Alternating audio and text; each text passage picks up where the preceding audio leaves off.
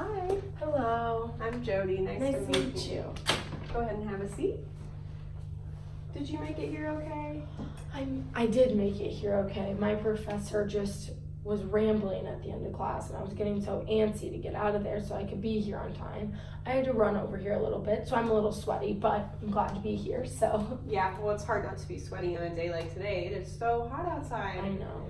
And next time we'll schedule your appointment for a little bit after class so you have some leeway. Oh, that's a good idea. So I just want to introduce myself a little bit further. My name is Jody Bappe. I'm a social worker at the university here. Your name's Julia, correct? Yes, I'm Julia. And can I call you Julia? Yeah. All right. So I understand that you're here because you're feeling kind of not like yourself and, kind of isolating yourself, like not really enjoying the things that you used to. Is that correct? Yeah, that is correct. I don't know, it's like a really indescribable feeling. I just feel like all I do is sit in my dorm room. My friends ask me to go out and I'm never really wanting to. I play soccer here and I love soccer, and now going to practice is like the most horrible thing, and it takes everything in me to even get there. So I don't feel like myself, and that's why I really wanted to reach out to you. Okay, well, I'm really, really glad that you reached out to us because that's exactly what we're here for. My job really is to just talk you through any problems you may be having, maybe identify some solutions and connect you with some other resources if what I'm doing here, isn't enough. So, before we dive deep into what you're going through though, there's some nitty-gritty stuff we have to discuss regarding informed consent. Okay. Everything that you say in here is confidential. Like, this is a safe space. Like, I'm not gonna run around telling my colleagues what you told me. However, there are a few exceptions.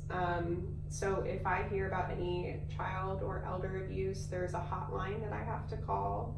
And also I have a duty to warn and protect, which means that if you express to me that you are wanting to harm yourself or others, I have to report that to the police. Does that make sense? Yeah, that does make sense. I mean, the child abuse and elder abuse obviously doesn't really pertain to me, but like harming myself, I don't know. It's not like I want to harm myself, but like sometimes I just get these weird thoughts that I don't even really know how to describe it. Okay, so I just wanted to ask a little bit more about that, if you don't mind. Yeah, absolutely. That's a really good question because I know that we have students that have that exact same question about that. Basically, I want you to feel safe, telling me those things and expressing those feelings to me. It's really only if I feel that you are immediately in danger or the thoughts are so severe or pressing that they're really hard to get rid of, and I just want to, my number one priority is keeping you safe. So I would have a conversation with you about that. I'm not going to go running off to the police right away without saying anything to you. So you would know. Okay, that's good. If so we could just talk about it before, that would be good for me. Okay. All right. Awesome.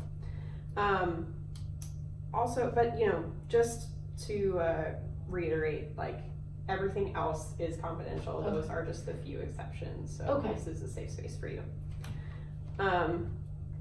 In terms of payments, I'm employed through the university, so your payment for these services is already covered by your tuition and fees.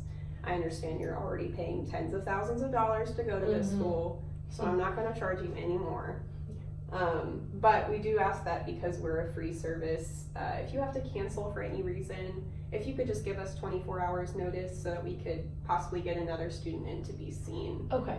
Does that sound like something you could do? Yeah, so it's just 24 hours? Yeah, just 24 hours. Okay, perfect. And you can just let us know through email. Or, okay.